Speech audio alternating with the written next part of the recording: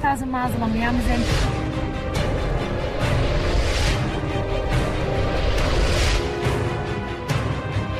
I walked a high wire between the chimneys at Battersea Power Station. And this time around, I'm going to be taking on my most physically demanding challenge to date.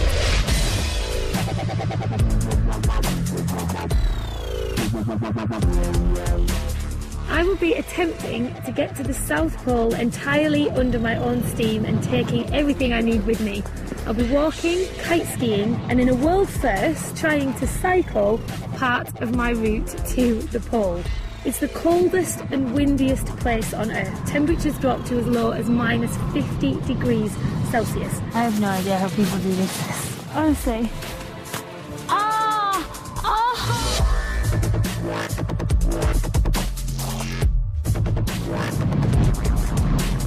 I don't want to play anymore. This is just so frustrating.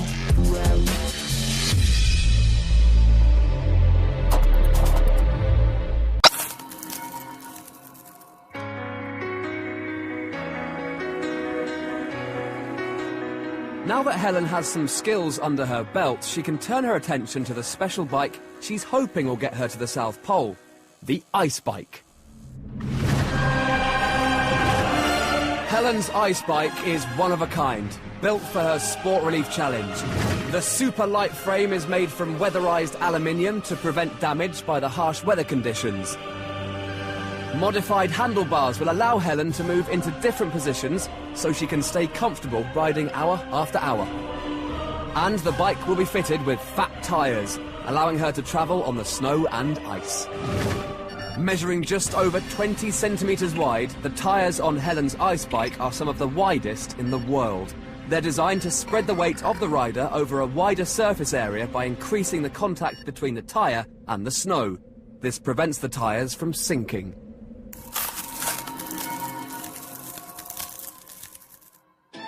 Today, Helen's meeting the creator of the ice bike, Dan Hanebrink, and his team at a wind tunnel. They want to find out how Helen and the bike perform when put to the test in Antarctic wind conditions. The wind tunnel. Two factors that affect the performance of cyclists are wind resistance and drag. Wind resistance is the energy it takes for Helen to push the bike through the wind. The faster she moves, the more energy is needed to overcome the wind and move forward.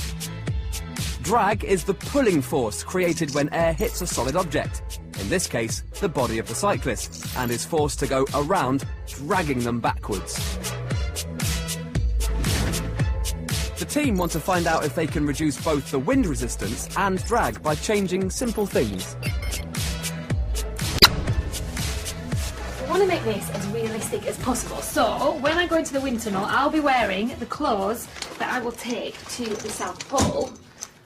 I'm not entirely sure how we're going to make things like this more aerodynamic, but that is the plan.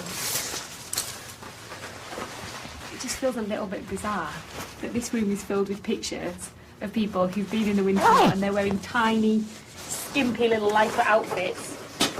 I will be wearing more clothes than I've ever worn in my life.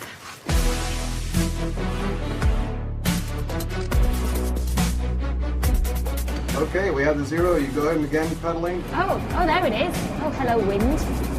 Helen's pedalling into wind that's blowing straight towards her at 20 to 30 miles per hour. Exactly the type of wind conditions she can expect in Antarctica. Ever since Amundsen and Scott first made it to the pole, explorers have attempted to find new ways to travel there. Helen's hoping to become the first person ever to use a bike on a journey to the South Pole. If she's successful, it will be a world first, and her achievement will encourage others to push the boundaries of exploration.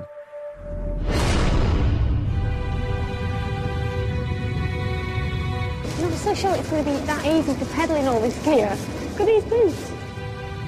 One man who knows exactly what Helen's going through is Doug Stoup.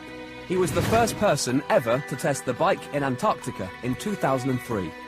And I can already see that she's exhausted from just fighting the wind, and that's really, gives her a little perspective on what she's about ready to get involved in. Professional cyclists use body positioning to be as aerodynamic as possible. The team want Helen to try out 3 different positions to see what difference it makes to her speed through the air. Smoke is used to show how the flow of air changes as she changes position. The straighter the line of wind, the more aerodynamic and efficient Helen's position is. As Helen moves into the 3rd and final position, the team start to see real improvements in the results. Her body positioning is excellent, as long as she could keep that up for 500 miles. Okay, Helen, we're done with that run. You can stop pedaling. Nice job. The tests have shown that a racing body position can help Helen lose 5 minutes of time for every hour she's on the bike. I want to make the 3 of them proud. I want to get to the South Pole and for them to all go, yeah, we were involved in that. We helped her get there. They've got the expertise and the experience between them, and I've got to deliver the willpower. And I guarantee it is people like those 3 and their 3 faces that I'll think about when I want to moan and I want to give up. I have to make this a success. I've got to see it through now. I've got to do my bit of the deal.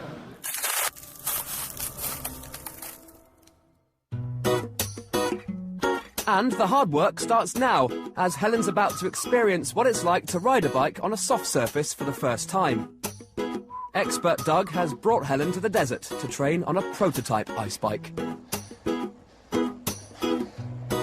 Training on sand is the perfect substitute for snow, dry and powdery. Hopefully, it's going to give me some top tips so I'll be efficient and I use this thing to its full potential. Hey, Helen! Hello! How you doing? It's a scorcher. You must be exhausted. But first, Helen wants to find out more about Doug's experience of using the ice bike in Antarctica. The bike performed really, really well until a big atypical storm came off the Weddell Sea and sort of grounded me for about 5 days with 150-mile-an-hour winds and had to sleep with my feet up against the tent. I didn't get to do exactly what I wanted to do. I wanted to do about 350 miles, and I ended up doing about 230. So I know the bike works. Are there key things that I should do on this bike that will make it easier? I think it's very relative to riding a mountain bike. I think keeping your weight back on the bike too will help because the sand is a little bit loose, and it's really, the sand is a really great simulation of what the snow is like on the polar plateau.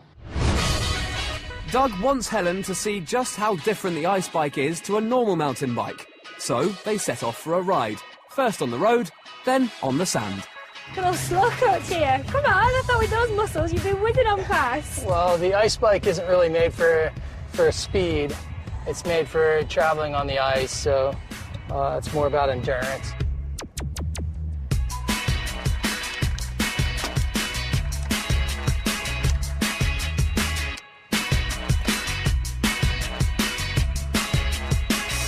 This isn't that much fun, is it?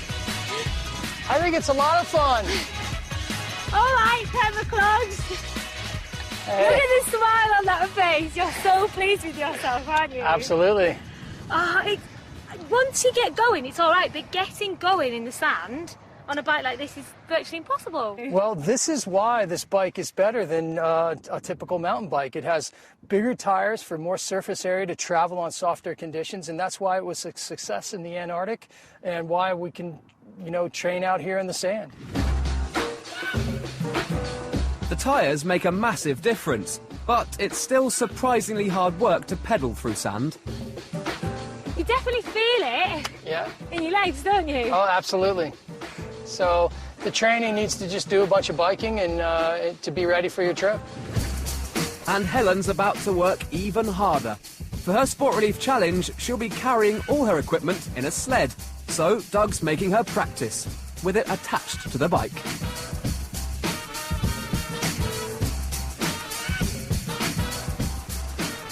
Keep your weight on the back.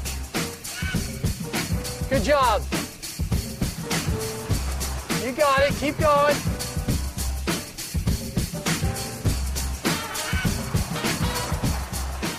I am waxed, and not just a little bit out of breath. I am in that state where I feel like someone's punched me in the chest. I'd love to say that I'm struggling because it's really hot, and oh, that's fine, I won't have this type of heat in Antarctica. But it's not, it's just hard on sand. This is the only opportunity Helen has to train with the ice bike before she reaches Antarctica. The sheer effort of training on the sand puts into perspective just how hard riding the ice bike day in, day out is going to be. This really is the toughest challenge of her life. Many explorers have tried and failed to make it to the South Pole. Helen's going to need real determination and endurance to keep going in temperatures of -50 and winds that can reach up to 125 miles per hour. But Helen's on a mission to inspire you to do the Sport Relief Mile and to raise money for poor and vulnerable children in the UK and around the world. I've looked at loads of pictures and spoke to different people, but I don't think I know what to expect in terms of day after day. What is it actually like? There's no rest days. You can't sit in your tent and wait for the wind to blow or whatever. You have to get out of the tent every day and put in your time, in your routine. It's a very civilized way of life. Each day you go through your routine, and if you get your miles in each day, you'll get there. 500 miles across some of the most inhospitable places on the planet is not an easy task. You know, you have the best help and the best people and the best gear, and you know, you just have to take it one step at a time, and this is part of the process. I'm the person that always says, you know, impossible and difficult are two different things. No, actually, I'm the one going, Helen, what are you doing? Like, I want to prove the point that, yeah, you can do anything you put your mind to, but I'm questioning myself, and if I'm questioning myself, who's going to believe in me? You'll do it. You are a strong-willed human being, and you're doing the training. I think it's just one step at a time. You've done this before with other things, and you know you can do it now.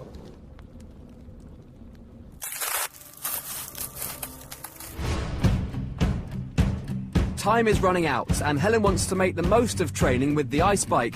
So she heads back to the beach to put in some hours. I need someone to give me a little push back. So you can go the pedals. Even if you can make the pedals go round, you can't make the wheels go round.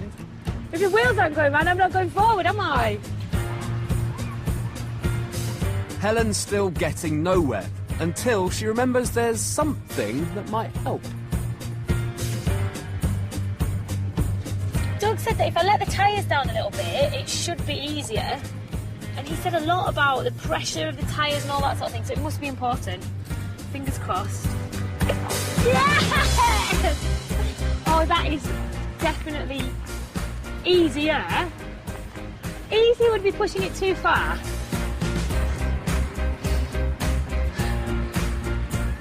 I need to get seriously fit if I want to stand the chance of making any mileage on this thing.